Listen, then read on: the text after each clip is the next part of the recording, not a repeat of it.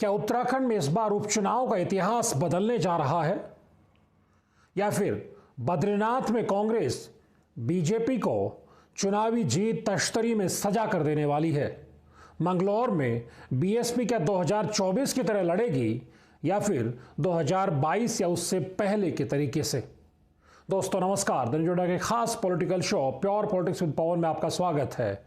उत्तराखंड में लोकसभा चुनाव खत्म होते ही दो उपचुनावों की रणभेरी बज चुकी है और 10 जुलाई को वोटिंग होगी और 13 जुलाई को नतीजे आएंगे। बद्रीनाथ और मंगलौर विधानसभा के उपचुनाव होने, हम जानते हैं मंगलौर से सरबत करीम अंसारी बीएसपी के विधायक थे, उनके निधन के बाद ये सीट खाली हुई और बद्रीनाथ से राजेंद्र भंडारी 2022 में कांग्रेस के टिकट पर चुनाव जीत कर आए थे और अब वो बीजेपी में जा चुके हैं, इसलिए वहां चुनाव हो रहा है। क्या समझा जाए कि बद्रीनाथ में सियासत की पुरानी अदावत फिर दिखाई देगी और एक अदावत खत्म हुई है तो दूसरी अदावत आमने सामने होगी? जी हां, हम बात करें एक जमाने से बद्रीनाथ में राजेंद्र भंडारी कांग्रेस के टिकट पर चुनाव लड़ते रहे तो उनका मुकाबला बीजेपी के टिकट पर महेंद्र भट्ट करते रहे। लेकिन सियासत में कहते हैं ना कोई पक्का दोस्त होता है और न दुश्मन, सिर्फ परिस्थितियां हैं और वही दुश्मन और दोस्त बनाती रहती हैं। अब जिस अंदाज में लोकसभा चुनाव से ठीक पहले महेंद्र भट्ट के खेमे में राजेंद्र भंडारी पहुंच गए, महेंद्र भट्ट ने उनको पटका पहना के उनका स्वागत किया क्योंकि अनिल बलूनी का गढ़वाल का लोकसभा चुनाव बीजेपी को निकालना था। अब क्या समझा जाए कि बद्रीनाथ में जो 2012 से लगातार राजेंद्र भंडारी और महेंद्र भट्ट आमने सामने की लड़ाई लड़ रहे थे, वो अब एक तरफ होंगे और महेंद्र भट्ट का जिम्मा होगा कि वो राजेंद्र भंडारी को, जो अब उपचुनाव हो रहा है 10 जुलाई को वोटिंग होगी, उसमें जिता करके विधानसभा भेजें। लेकिन अब क्या समझा जाए कि एक जमाने में जो कांग्रेस के भीतर रहते हुए दो नेताओं की आपसी जो अदावत थी, अब वो सियासी लड़ाई में, आमने सामने की लड़ाई में दिखाई देने जा रही है। जी हम बात कर रहे हैं कांग्रेस में लखपत बुटोला, चाहे जिला पंचायत की राजनीति रही हो या फिर कांग्रेस के भीतर वर्चस्व की लड़ाई रही हो। 2012 के बाद से जिस तरह से राजेंद्र भंडारी ने पूरे चमोली जिले में, खास तौर पर अपनी बद्रीनाथ विधानसभा सीट में, कांग्रेस का जो भी नेता तेजी से आगे बढ़ रहा था उनको किनारे लगाने और अपनी खुद की टीम को और अपने धड़े को मजबूत करने की जो रणनीति अख्तियार की थी, उसमें लगातार लखपत बुटोला ही उनके सामने रोड़ा बन रहे थे। और जिला पंचायत की राजनीति में जब वो उपाध्यक्ष रहते हैं तो कई बार ऐसे मौके आए कि वो राजेंद्र भंडारी को चुनौती देते दिखाई दिए। लेकिन जिस अंदाज में राजेंद्र भंडारी लगातार ताकतवर होते चले गए, उसने कहीं ना कहीं लखपत बुटोला को कमजोर किया। लेकिन अब जिस तरह से कांग्रेस सूत्रों ने द न्यूज अड्डा पर खुलासा किया है कि करीब करीब औपचारिकता बाद में होती रहेगी, लेकिन मोटे तौर पर लखपत बुटोला को कांग्रेस नेतृत्व, कम से कम प्रदेश नेतृत्व की तरफ से, करण मारा की तरफ से इशारा कर दिया गया है कि वो विधानसभा उपचुनाव की तैयारी करें। राजेंद्र भंडारी के मुकाबले के लिए लखपत बुटोला को तैयार रहने का संदेश दे दिया गया है। तो क्या समझा जाए कि अब बद्रीनाथ विधानसभा सीट पर उपचुनाव को लेकर के, कांग्रेस प्रत्याशी को लेकर के तस्वीर करीब करीब साफ हो रही है। लखपत बुटोला ही राजेंद्र भंडारी से दो हाथ करेंगे। एक जमाने में दोनों एक पार्टी में थे, अदावत थी, लेकिन आमने सामने नहीं आ पा रहे थे और कई बार राजेंद्र भंडारी से पीड़ित होकर लखपत बुटोला ने कांग्रेस से पाला बदलने तक का विचार भी अपने जहन में रखा और वो दाएं बाएं भी देखते नजर आए। हालांकि टिकट उन्हें कहीं से मिला नहीं, इसलिए वो लगातार कांग्रेस में बने रहे। अब उन्हें कांग्रेस में मौका मिला है कि वो उपचुनाव में राजेंद्र भंडारी को चुनौती दें।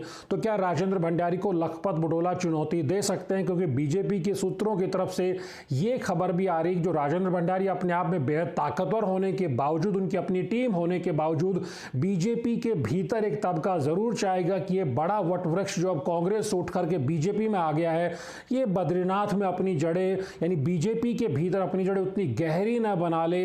इस लिहाज से हो सकता है कि कोई साबोटाज जैसा खतरा, नहीं एक तरह भीतरघात जैसी चुनौती अंदरूनी तौर पर राजेंद्र भंडारी को बीजेपी के भीतर भी सता सकती है। हालांकि ये बीजेपी के नाक का सवाल बनने वाला है उपचुनाव, क्योंकि उत्तराखंड का इतिहास बताता है कि द्वाराहाट का एक उपचुनाव को छोड़ करके सत्ताधारी दल ज्यादातर उपचुनाव जीतता रहा है। ऐसे में देखना बेहद दिलचस्प रहने वाला है कि बद्रीनाथ में किस अंदाज में महेंद्र भट्ट, अनिल बलूनी और दूसरे नेता, खासतौर पर मुख्यमंत्री पुष्कर सिंह धामी के लिए भी ये प्रतिष्ठा का सवाल बनने वाली है, क्योंकि वो प्रदेश के मुखिया होने के नाते उनकी जिम्मेदारी रहेगी। और ये भी माना जा रहा है कि जब कांग्रेस छोड़कर बीजेपी में राजेंद्र भंडारी आए हैं तो जरूर उनको मंत्री पद भी ऑफर हुआ होगा। और ये भी चुनाव प्रचार में मुद्दा बीजेपी बना सकती है कि एक तरफ आप सिर्फ विधायक को जिताएंगे अगर कांग्रेस को वोट करते हैं तो, और दूसरी तरफ अगर बीजेपी को वोट करेंगे यानी राजेंद्र भंडारी को वोट करेंगे तो वो आने वाले समय में पुष्कर सिंह धामी सरकार में कैबिनेट मंत्री भी बन सकते हैं। क्योंकि बीजेपी की चिंता यह है कि हिमाचल में जिस तरह से लोकसभा चुनाव के साथ उपचुनाव हुए जिसमें 6 जो कांग्रेस के रिबेल थे, जो दल बदलू थे, वो बीजेपी के सिंबल पर चुनाव लड़ते हैं, उनमें से 4 लोग चुनाव हार जाते हैं। ये बीजेपी के लिए चिंता वाली बात है। यही वजह है कि बद्रीनाथ में लखपत बुटोला को ही कांग्रेस चुनाव मैदान में उतारने वाली। हालांकि ये अलग बात है कि यह भी कहा जा रहा था कि लोकसभा चुनाव लड़कर चुनाव जरूर हार गए लेकिन एक तरह से बड़ा मैसेज देने में कामयाब रहे। गणेश गोदियाल को क्या पार्टी वहां उतार सकती, क्योंकि हमको ये देखना पड़ेगा कि 2012 में जब विजय बहुगुणा मुख्यमंत्री थे, उन्होंने सितारगंज से सीट खाली कराई थी किरण मंडल की, बीजेपी के विधायक की। तब प्रकाश पंत कहाँ पिथौरागढ़ की राजनीति करते थे लेकिन उनको बीजेपी ने सितारगंज के चुनाव में उपचुनाव में झोंक दिया था। तो कई बार पार्टियां बड़े दिग्गजों को भी उतार देती हैं। तो कांग्रेस की कॉरिडोर में ये चर्चा भी जब हरक सिंह रावत खाली बैठे हैं और गढ़वाल के बड़े चेहरे तो क्यों ना उनको बद्रीनाथ में झोंका जाए। लेकिन जिस तरह से हरक सिंह रावत की पॉलिटिकल क्रेडिबिलिटी इस वक्त क्वेश्चन में है, कांग्रेस के भीतर भी है, इसलिए कांग्रेस को रह करके इंदौर जैसा डर भी नजर आता है। दूसरी बड़ी बात यह है कि अगर दूसरा कोई बड़ा चेहरा जब नहीं वहां पे बन रहा है, गणेश गोदियाल भी चुनाव लड़ने की मूड में नजर नहीं आ रहे हैं। ये अलग बात है कि जो इंडिया गठबंधन के सहयोगी के तौर पर सीपीआईएमएल ने जरूर इच्छा जाहिर की थी और ये एक तरह से कांग्रेस से मांग भी की थी कि अतुल सतुई को वहां एक तरह से संयुक्त प्रत्याशी बना करके मैदान में उतारा जाए। लेकिन अब कांग्रेस अपना कैंडिडेट लेकर के आ रही है। जो इंडिया गठबंधन था वो लोकसभा चुनाव तक ही था, क्योंकि हम देख रहे हैं कि हरियाणा में भूपेंद्र सिंह हुड्डा ऐलान कर चुके हैं कि वो अपने दम पे चुनाव लड़ेंगे। आम आदमी पार्टी के साथ कोई अलायंस नहीं होने वाला विधानसभा में, और आम आदमी पार्टी भी दिल्ली में अपने दम चुनाव लड़ने का ऐलान कर चुकी है। तो बड़ी बात यह है। लेकिन अगर मंगलौर की बात करें बद्रीनाथ के बाद, तो वहां करीब करीब नजर आ रहा है एक जमाने से राज्य बनने के बाद से 5 चुनाव में 4 चुनाव वहां बीएसपी ने जीते हैं, 1 चुनाव कांग्रेस ने जीता है। वहां लग रहा है कि काजी निजामुद्दीन कांग्रेस की तरफ से बैटिंग करते नजर आएंगे।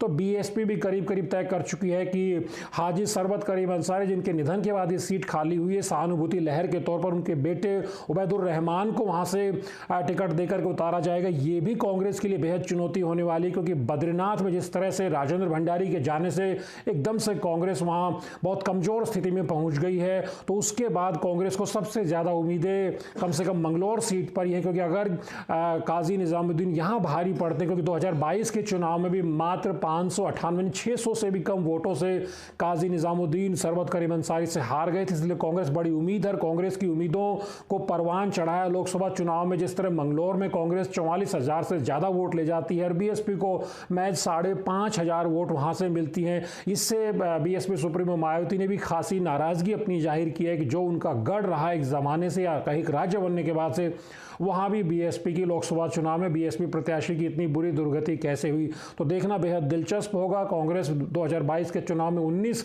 विधायक बना पाती है, वो 19 की टैली बरकरार रह पाती है, तो उसके लिए मंगलौर उसका जीतना बेहद जरूरी है। और अगर वो बद्रीनाथ में बड़ा खेल कर देती है तो फिर कहना ही क्या, उसकी टैली बढ़ के 20 भी हो सकती है। लेकिन बद्रीनाथ बीजेपी की साख का सवाल बनने वाला है, क्योंकि बीजेपी जानती है कि मंगलौर से उसे बहुत उम्मीदें नहीं है और उसके पास वो कोई मजबूत कद्दावर प्रत्याशी भी नहीं है। मंगलौर में आज तक 5 चुनाव में बीजेपी कभी मंगलौर में चुनाव जीत भी नहीं पाई है। वहां का जो वोटों का समीकरण है वो बीजेपी के पक्ष में नजर नहीं आता है। लेकिन देखना दिलचस्प होगा कि बीजेपी वहां से किस नेता पर दाव लगाती। कभी स्वामी यतीश्वरानंद का नाम आता है तो कभी कुंवर प्रणव सिंह चैंपियन का नाम भी आता है, और भी बहुत सारे बीजेपी की तरफ से प्रत्याशी वहां दावेदारी जरूर कर रहे हैं। लेकिन असल लड़ाई जो दिख रही है तस्वीर, उसमें वहां बीएसपी और कांग्रेस के बीच होने वाली है। लेकिन बद्रीनाथ में सीधे तौर पर राजेंद्र भंडारी और एक जमाने में कांग्रेस में रहते हुए उनके जो प्रतिद्वंदी रहे, जिनसे उनकी खासी तगड़ी अदावत रही है, लखपत बुटोला उनको चुनौती देते दिखाई दे सकते हैं। देखना बेहद दिलचस्प होगा। इतिहास उत्तराखंड का बदलता है, क्योंकि द्वाराहाट में जरूर जब तिवारी सरकार के जमाने में वहां से यूकेडी द्वाराहाट की सीट जरूर जीत ली थी, उसके अलावा कोई ऐसा उदाहरण उत्तराखंड में नहीं रहा जब सत्ताधारी दल उपचुनाव में हार गया हो। द न्यूज़ अड्डा के वीडियोस को लाइक कीजिए, शेयर कीजिए और चैनल को सब्सक्राइब करना मत भूलिए। नमस्कार।